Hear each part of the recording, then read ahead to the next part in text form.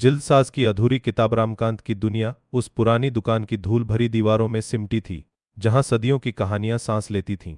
उसकी उंगलियां रेशमी धागों, खुरदरे चमड़े और गलते कागज के बीच एक अदृश्य लय में चलती।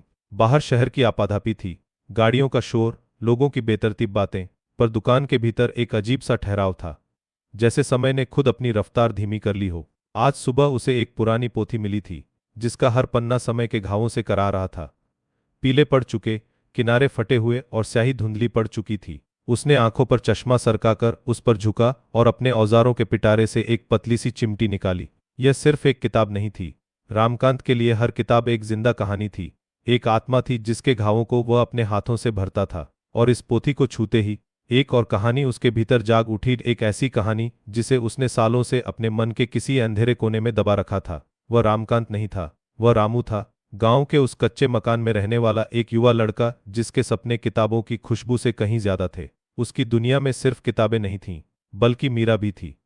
मीरा, जिसकी हंसी गांव की पगडंडियों पर सुबह की धूप सी फैल जाती थी। रामू जिल्दसाज का बेटा था और मीरा गांव के जमींदार की बेटी। उनके बीच की खाई उतनी ही गहरी थी जितनी रामू के घर की कच्ची दीवारें और मीरा के हवेली की ऊंची दीवारें। फिर भी किताबें और कला उन्हें पास लाती थी। मीरा को कहानियां सुनना पसंद था और रामू को कहानियां गढ़ना। वे अक्सर गांव के बाहर पुराने शिवालय के खंडहरों में मिलते थे, जहां की टूटी हुई दीवारों पर इतिहास की कहानियां लिखी थीं। मीरा अक्सर अपनी हवेली से चोरी छिपे पुरानी पोथियां ले आती, जिन्हें रामू बड़ी कुशलता से मरम्मत करता। उन्हीं पन्नों के बीच उनकी कहानियां भी पनपने लगीं। चोरी छिपे नजरों के तीर, अधूरी बातें और धड़कनों का तेज होना। रामू, क्या तुम कभी मेरे लिए एक ऐसी किताब बनाओगे जिसमें सिर्फ हमारी कहानियां हों? मीरा ने एक दिन शरारत भरी मुस्कान के साथ पूछा था। रामू ने मुस्कुराते हुए कहा था, जरूर मीरा, ऐसी किताब जिसकी जिल्द पर चांद और सूरज बने होंगे और पन्ने तारों की रोशनी से चमकेंगे। वह हंसी थी, एक ऐसी हंसी जो आज भी रामकांत के कानों में गूंजती है, उस पुरानी दुकान के सन्नाटे में। लेकिन वो किताब कभी पूरी न हो सकी।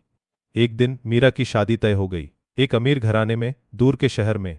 रामू और मीरा के बीच की खाई अब इतनी गहरी थी कि उसे पाट पाना असंभव था। उस दिन रामू ने सिर्फ मीरा को नहीं खोया, उसने अपने सपनों को, अपनी कहानियों को और अपने भीतर के उस कलाकार को भी खो दिया जो सिर्फ मीरा के लिए सांस लेता था। बिल्दसाज रामकांत ने गहरी सांस ली, जैसे उस पुरानी पोथी की धूल के साथ वह अपने अतीत की धूल भी झाड़ रहा हो। उसके सामने की पोथी अब ज्यादा क्षतिग्रस्त लग रही थी, या शायद उसकी आंखों में अतीत के आंसुओं ने उसे और धुंधला कर दिया था। शाम ढल चुकी थी, बाहर की सड़कों पर चहल पहल कम हो गई थी। रामकांत ने अपनी चिमटी एक तरफ रखी और उठकर दुकान के दरवाजे पर ताला लगाने चला। तभी गली के मोड़ से आवाज आई, जिल्दसाज साहब, आज की चाय।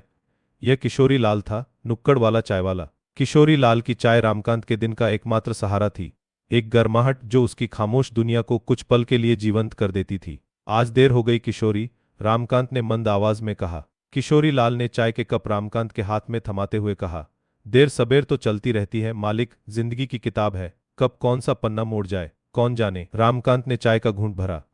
गर्माहट गले से उतरती हुई एक अनकही वेदना को शांत कर रही थी। तुम्हारी बातें भी किताबों जैसी हैं किशोरी, रामकांत ने कहा। किशोरी लाल हंस पड़ा, उसकी हंसी में जीवन का एक गहरा सार था। हम जैसे आम लोग ही तो हैं कहानियां गढ़ने वाले साहब, आप तो फिर भी उन्हें जिल्द में बांध देते हैं, हम तो हवा में बिखेर देते हैं। रामकांत ने उस रात उस पुरानी पोथी पर फिर हाथ लगाया।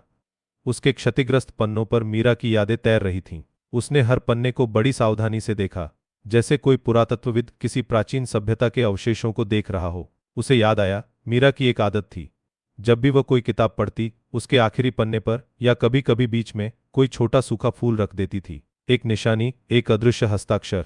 जैसे ही रामकांत उस पोथी के सबसे पुराने, पीले पड़ चुके पन्ने पलटने लगा, उसकी नजर एक पतली, सूखी टहनी पर पड़ी। वह कोई फूल नहीं था, बल्कि एक छोटी सी पतली टहनी थी, जिस पर दो चार सूखी पत्तियां अब भी चिपकी हुई थीं। यह टहनी उसे याद आई शिवालय के खंडहरों में उगे एक अनजाने पौधे की थी, जहां वे अक्सर मिलते थे। मीरा ने एक बार कहा था, यह टहनी बहुत खास है रामू, यह कभी हार नहीं मानती, पत्तियां सूखने के बाद भी अपनी जगह नहीं छोड़ती। रामकांत के हाथों से पोथी फिसलते फिसलते बची।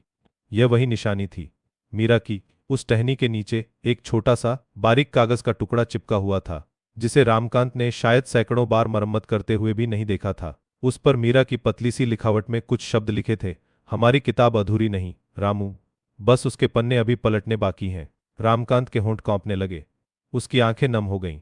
यह सिर्फ एक संदेश नहीं था, यह एक दिलासा था। यह बताता था कि मीरा ने भी उन्हें भुलाया नहीं था, कि उनकी कहानी चाहे कितनी भी टूट गई हो पूरी तरह से खत्म नहीं हुई थी। उसने उस पोथी को धीरे से बंद किया, जैसे किसी सोए हुए बच्चे को सुला रहा हो। बाहर भोर हो रही थी। सूरज की पहली किरणें दुकान के जाले लगे रोशनदान से अंदर झांकने लगी थीं। किशोरी लाल अपनी दुकान पर चहल पहल करने लगा था।